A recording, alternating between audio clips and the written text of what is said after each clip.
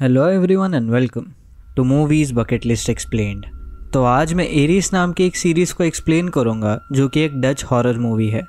और दोस्तों ये वीडियो एक कोलैबोरेशन वीडियो है along with ghost series AKA Abhishek sir के साथ। इस सीरीज़ के पहले 4 एपिसोड यानी कि एपिसोड 1, 2, 3 और 4 को अभिषेक सर अपने चैनल गोस्ट सीरीज़ पर एक्सप्लेन करेंगे और इस चैनल पर आपको बाकी के 4 एपिसोड्स यानी कि एपिसोड नंबर 5, 6, 7 और 8 की एक्सप्लेनेशन मिल जाएगी। सो मेक श्योर कि आप इस सीरीज़ के फर्स्ट पार्ट को गोस्ट सीरीज़ चैनल पर देख लीजिए वरना आपको ये वीडियो समझ नहीं आएगी। उस वीडियो का लिंक आपको आई बटन और डिस्क्रिप्शन में मिल जाएगा। तो चलिए इस वीडियो को शुरू करते हैं।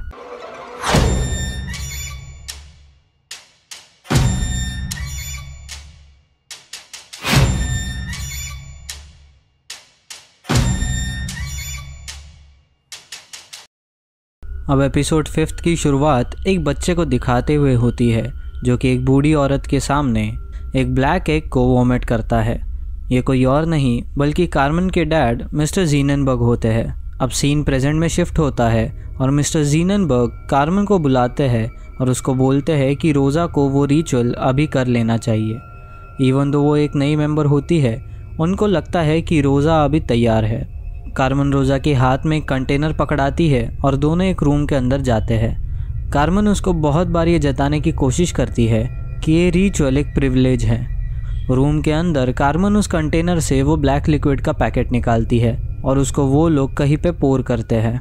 रोज़ा जब उस ब्लैक लिक्विड के बारे में पूछती है तो कार्मेन उसको बोलती है कि ये वही ब्लैक लिक्विड है जो उसको सोने नहीं देता, उसका गिल्ट। उसको वो याद दिलाती है कि हर बार वॉमिट करने के बाद वो कैसे गिल्ट फ्री हो जाती है और वो उस कंटेनर को रोज़ा को लौटा देती है, यह कहकर कि वो उसे संभाल के रखे।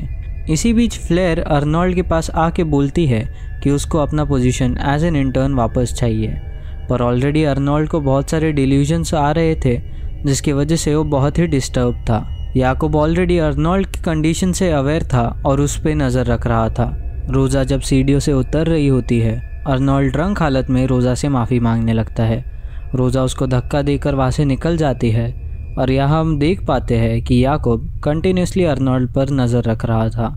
जब रोज़ा डॉक्टर हेस्टर के इंस्टीट्यूट में जाती है तो डॉक्टर हेस्टर उसे सर्जरी रूम में बुला के कैमरा ऑफ करके एक सर्जरी परफॉर्म करवाते हैं जो कि ऑलरेडी रोज़ा के इंटर्न होने की वजह से उसके आउट ऑफ स्कोप था। सर्जरी के बाद डॉक्टर हेस्टर उससे जानने की कोशिश करते हैं और उससे ऑफरिंग के बारे में भी पूछने लगती है। डॉक्टर हेस्टर उसको ये यकीन दिलाती है कि वो आज जहाँ पर है वो खुद की वजह से और उसके एम्बिशन की वजह से है। दूसरी तरफ अर्नोल्ड डिल्यूजन स्टेट में एटिक में जाके सुसाइड कर लेता है जो कि याकूब देख लेता है। उसको अब अंदाज़ा हो गया था कि उसकी उंगलियाँ अब क्या कर सकती है। रोज़ा जब वापस से सोसाइटी के बिल्डिंग में आती है उसको याकूब मिलता है। रोज़ा को अभी भी यही लगता है कि याकूब उसको कन्विंस करने की कोशिश करेगा, पर याकूब बोलता है कि सोसाइटी वाले चाहते हैं कि रोज़ा को ऐसे लगे कि उसको यहाँ पे बहुत सारे अपॉर्चुनिटीज़ मिल रहे हैं। याकूब रोज़ा को ये भी बोलता है कि वो एरिस को चेंज कर देगा और वो रोज़ा को रूम में जाने के लिए बोलता है। याकूब फिर से उसी वॉल को तोड़ने में लग जाता है। रोज़ा याकूब के ऑड बिहेवियर के बारे में डॉक्टर हेस्टर को बताती है जो कि उसको बोलती है कि अगर रोज़ा चाहे तो वो उसको सोसाइटी से निकाल सकती है। डॉक्टर हेस्टर को अंदाज़ा हो जाता है कि जूस्ट की मौत और जेकब का कोई ना कोई लिंक ज़रूर है और वो मिस्टर ज़ीननबर्ग को एक वॉइस मेल सेंड कर रही होती है। तब याकूब पीछे से आके उसकी आंखें बंद कर देता है। अब रोज़ा और फ्लोर को एक रूम में दिखाया जाता है जहाँ हमें ये पता चलता है कि फ्लोर ने अपनी पोजीशन अपने फादर के थ्रू वापस हासिल कर ली है। उनको एक बॉडी का कोई फ्लूइड निकालने बोला जाता है और वो कहते हैं कि बॉडी ऑलरेडी ड्रेन हो चुकी है। फ्लोर बार बार रोज़ा से स्कैपल मांगती है लेकिन रोज़ा उसे स्कैपल नहीं देती और इसी के साथ रोज़ा की तबीयत खराब होने लगती है। रोज़ा स्कैल्पल लेके बॉडी में एक कट करती है और बॉडी से खून बहना शुरू हो जाता है। जब वो फ्लोर से कैनुला मांगती है तो वो उसे देने से मना कर देती है, पर तभी उनका कैमरा ऑन हो जाता है और ये ड्रेन्ड बॉडी रोज़ा के हाथ पकड़ा के वो खुद को कई बार स्टैप कर देती है। ये ड्रेन्ड बॉडी कोई और नहीं बल्कि डॉक्टर हेस्टर की होती है। ये सब याकूब कॉन्फ्रेंस रूम से बैठ के देख रहा होता है और इसी के साथ एपिसोड 5 यहीं पर ख़त्म हो जाता है। एपिसोड 6 में हम ये देखते हैं कि हेस्टर की डेथ को भी एक्सीडेंट बोल के कवर किया जाता है। रोज़ा हेस्टर के डेथ से बहुत ही अफेक्ट हो चुकी थी और फ्लोर सबको ये बोलती है कि रोज़ा ने अकेले सब कुछ विटनेस किया है और उसने कुछ नहीं देखा। रोज़ा जब सबको बोलती है कि फ्लोर भी एक आई विटनेस है तो उनमें कुछ कहासुनी हो जाती है और ऊपर से कोई लिक्विड गिरता है। रोज़ा और फ्लोर दोनों एटिक में जाते हैं, तभी उनको अर्नोल्ड की लाश लटकी मिलती है। फ्लोर बहुत ही ज़्यादा डिस्टर्ब्ड हो जाती है और वो याकूब के बिहेवियर को भी नोटिस करती है। सारे इंसिडेंट से परेशान होकर रोज़ा वापस घर चली जाती है, जहाँ उसके पापा उसे बहुत ही डिसअपॉइंटेड होते हैं और बोलते हैं कि वो अपनी माँ से नहीं मिल सकती क्योंकि उसके लिए अभी उसके नए दोस्त बहुत इंपॉर्टेंट हो गए थे। जब रोज़ा के पापा ऑफिस चले जाते हैं, रोज़ा को ब्लैक लिक्विड में कवर्ड एक एंटिटी हॉन्ट करती है और उसको ब्लैक एंटिटी के बारे में एक नाइटमेयर आता है। कार्मन उसको ढूंढते हुए रोज़ा के घर में आती है और वो और रोज़ा डिसाइड करते हैं कि वो दोनों रोज़ा की माँ जॉयस को देखने जाएंगे। जब वो लोग जॉयस को देखने जाते हैं तो जॉयस कार्मन को पहचान लेती है और यहाँ हमें पता चलता है कि कार्मन के फादर और जॉयस एंगेज थे। जॉयस भी पहले आरएस की मेंबर रह चुकी थी। जॉयस रोज़ा को बार बार वार्न करती है कि सोसाइटी में ना जाए क्योंकि वहाँ पे उन्होंने एक ओल्ड लेडी को छुपा रखा है जिसका नाम बील है।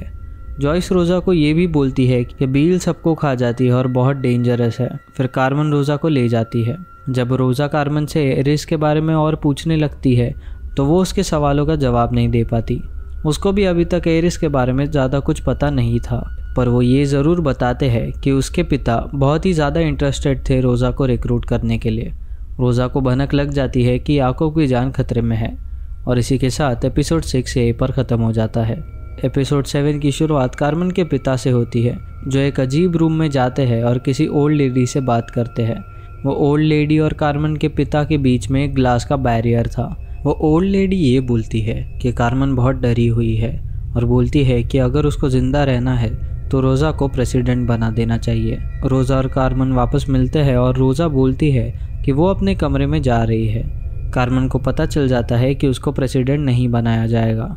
रोज़ा बेसमेंट में जाती है, जहाँ मैरीज और फ्लोर को लगता है कि इन सारे डेथ्स के पीछे रोज़ा का हाथ है। रोज़ा को बेसमेंट में कोई लिक्विड गिरने की आवाज़ आती है, जिसको वो फॉलो करके उसी वॉल के पास पहुंच जाती है जिसे याकूब कई टाइम से तोड़ रहा था और वो उसे ऑलमोस्ट तोड़ चुका था। याकूब रोज़ा के पीछे खड़ा होता है और रोज़ा उसको बोलती है कि हमें यहाँ से निकलना चाहिए। याकूब बोलता है कि बीएल उसको बुला रहा है और वो उसको जल्दी आज़ाद करना चाहता है। याकूब रोज़ा के फेस को अपने फिंगर्स से टच करता है। उसको लगता है कि अभी रोज़ा को उसकी गलतियों और चेंजेस का एहसास हो जाएगा, पर ऐसा कुछ नहीं होता। मगर याकूब को रोज़ा और एक इंसान काले चिपचिपे लिक्विड में कवर्ड एक चेन से बंधे हुए दिखते हैं, जिसे देख के वो डर के वहाँ से भाग जाता है। दूसरी तरफ कार्मन अपने फादर से बात कर रही होती है और बोलती है कि वो प्रेसिडेंट बननी चाहिए, क्योंकि उन्होंने इससे पहले भी कार्मन को चांस नहीं देके जूस्ट को प्रेसिडेंट बनाया था। उसके इस बात को सपोर्ट करते हुए एक और आदमी बोलता है प्रेसिडेंशियल पोजीशन को फैमिलीज़ के बीच में रखना चाहिए। कार्मन के फादर इस बात से एग्री कर जाते हैं कि कार्मन को अगला प्रेसिडेंट होना चाहिए। कार्मन को प्रेसिडेंट बनाने के लिए एक टास्क करना पड़ेगा, जो कि सोसाइटी के एल्डर मेंबर्स डिसाइड करेंगे, और उसका काम था एक प्री मैच्योर्ड बेबी को मारना, जिसमें वो फेल हो जाती है। आरएस के सोसाइटी बिल्डिंग से रोज़ा अकेले भागने की कोशिश करती है। फ्लोर और मैरी जे और भी सारे लोगों के साथ मिलके उसको मारने लगते हैं। ये क्लियर था कि उनको इस बात से बहुत जेलिसी फील हो रही थी कि रोज़ा एक नोवाइस होके ऑफरिंग कर पा रही थी। वो लोग रोज़ा को ज़बरदस्ती ऑफरिंग रूम में लेके आते हैं ताकि वो लोग उससे वो ब्लैक कलर का लिक्विड निकाल पाए।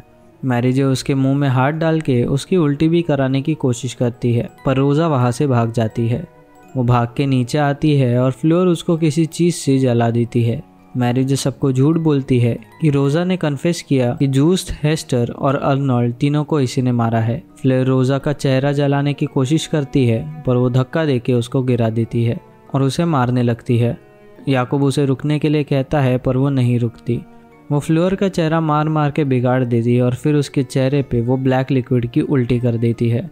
और ये सब कार्मन के फादर देख रहे थे। कार्मन के फादर और उनकी टीम याकूब को अरेस्ट कर लेती है, क्योंकि याकूब बोलता है कि वो सब मरने वाले हैं, और कार्मन के फादर उसको अंडर कस्टडी ले जाते हैं। और अब एपिसोड 7 यहीं पे ख़त्म हो जाता है। अब एपिसोड 8 में कार्मन जब अपने फादर के पास जाती है तो उसे वहाँ याकूब मिलता है, जो उसे रोज़ा को ये बताने के लिए कहता है कि वो उस पर भरोसा करता है और रोज़ा को उसको रिलीज़ करना ही पड़ेगा। कार्मेन के फादर रोज़ा को बोलते हैं कि कैसे रोज़ा के फादर ने रोज़ा की मदर के एम्बिशंस को इग्नोर किया और कैसे वो रोज़ा को भी इग्नोर कर रहे थे। कार्मेन रोज़ा के पास जाती है और फिर वो अपने फादर से एरिस के नीचे क्या है ये पूछती है, पर वो उसकी बातों को इग्नोर कर देते हैं। कार्मेन रोज़ा को रोकने की भी कोशिश करती है पर रोक नहीं पाती। कार्मेन को पता चल जाता है कि रोज़ा का टास्क याकूब को मारने का होगा, इसलिए वो उसको छुड़ाने की कोशिश करती है, पर याकूब उसको मना कर देता है। अब इसी बीच याकूब के फादर रोज़ा को एज अगले प्रेसिडेंशियल कैंडिडेट प्रेजेंट करते हैं। जब रोज़ा को टास्क करने ले जाया जाता है, कार्मेन बहुत ही डरी हुई होती है। याकूब के हाथ पीछे बंधे हुए थे और वो रूम के बीच में बैठा हुआ था। रोज़ा उसके सामने जाके बैठ जाती है। याकूब उसको बोलता है कि वो काम ख़त्म करे ताकि वो लीडर बन के बील को आज़ाद कर पाए। बहुत मुश्किल से रोज़ा याकूब को स्टैप करती है। याकूब उसकी गोद में ही मर जाता है। रोज़ा को प्रेसिडेंट डिक्लेयर किया जाता है और उसको एक मास्क पहना के कहीं ले जाया जाता है। वो और सोसाइटी के कई सारे सीनियर मेंबर्स किसी चीज़ को घेर के खड़े थे। जब वो बोलती है कि उसको बील को देखना है तो कार्मेन को नीचे ले जाया जाता है, जहाँ वो एक ब्लैक लिक्विड का वर्लपूल देखती है जो कि बील था। अब यहाँ के सीनियर मेंबर्स बोलते हैं कि बील हम सब है, बील हमारा गिल्ट और फियर है। रोज़ा को जब कार्मेन के फादर बील का हिस्ट्री बता रहे थे तब रोज़ा के गले से कोई बड़ी चीज़ निकलने वाली थी। वो बील के आंसू रोती है। जो ब्लैक एग उसके मुंह से बाहर निकलना चाहिए था वो उसे निगल लेती है, जिसके बाद वो बील के अंदर गिर जाती है। अब उस रूम के लाइट्स फ्लिकर होने लगते हैं और वह पुल शांत हो चुका था। रोज़ा उस पुल से निकल के कार्मेन के फादर के पीछे खड़ी थी, जो कि वहां से डर के भाग रहे थे। बाकी सब रोज़ा को बील में कवर्ड देख रहे थे। जैसे ही रोज़ा लोगों को पास कर रही थी, लोग खुद को मार रहे थे और सारे इन्वेजन्स स्लेव ट्रेड के फ्लैशबैक दिखाए जाते हैं, यानी कि उनका गिल्ट उन सबको वापस से याद आने वाला था। जैसे ही रोज़ा कार्मेन के फादर के रूम में पहुंचती है, वो उसको देख के अपने फेस का स्किन निकाल देते हैं। अब वहाँ रोज़ा के डैड आ जाते हैं, जिसको देख के वो उनको हक कर लेती है और ये सीरीज़ यहीं पे ख़त्म हो जाती है। अब अगर इस सीरीज़ को कंक्लूड किया जाए तो ये सीरीज़ बेसिकली एक सोसाइटी के अराउंड रिवॉल्व करती है जो कि नीदरलैंड में एक्टिव था। अब इस सोसाइटी में बहुत सारे इन्फ्लुएंशियल और पावरफुल लोग थे, जिसमें याकूब और उनके एंसेस्टर्स भी शामिल थे। ये सोसाइटी बेसिकली वॉयलेंट और बहुत सारे बुरे काम करके आगे बढ़ रही थी। अब ये सोसाइटी मेनली आपके गिल्ड को बाहर लाने की कोशिश करती है, एज किसी भी गिल्ड के चलते आप कोई काम ढंग से नहीं कर पाते। अब ये सोसाइटी आपको अपने सारे बुरे कामों के गिल्ड को एज अ बील, यानी कि वो काली चिपचिपी लिक्विड के थ्रू निकालने में मदद करते हैं। इस सोसाइटी में रोज़ा, जो कि एक मिडिल क्लास लड़की थी, वो याकूब के लाख मना करने के बावजूद इस सोसाइटी को ज्वाइन करती है और अपने डेडिकेशन और परसिस्टेंस से एक जगह भी बना लेती है। बील को अपने अंदर से निकालना आसान नहीं होता, लेकिन रोज़ा समहाउ उस बील को बाहर निकालने में कामयाब हो जाती है। कार्मेन के फादर और रोज़ा की माँ एंगेज थे, तो इसलिए हम रोज़ा के भी थोड़े रूट्स एरिस में मान सकते हैं। मेरे हिसाब से वो ओल्ड लेडी एक विच थी जिसे कैद करके रखा गया है, जो कि सोसाइटी के मेंबर्स को गाइड करती है। अब एज गिल्ट आपको बहुत हार्म कर सकता है, इसलिए उसको निकालने के लिए बील का यूज़ होता है। जब भी आप गिल्टी फील करोगे, आपसे बहुत सारे काम नहीं होते। मूवी की शुरुआत में भी बहुत बार ये बोला गया था कि कई सारे मेंटल डिसऑर्डर्स बस गिल्ट की वजह से हुए हैं। अब इसकी एंडिंग को देख के हम ये अंदाज़ा लगा सकते हैं कि इसका सेकेंड सीज़न बहुत ही जल्द आ जाएगा। तो दोस्तों, ये थी सीरीज़ एक्सप्लेनेशन एरिस की। और दोस्तों, अगर आपको ये एक्सप्लेनेशन पसंद आई तो इस चैनल को सब्सक्राइब कर देना, और मैं अभिषेक सर को भी इस चीज़ के लिए थैंक करना चाहूँगा। तो मिलते हैं अगली वीडियो में, तब तक के लिए स्टे ट्यून्ड।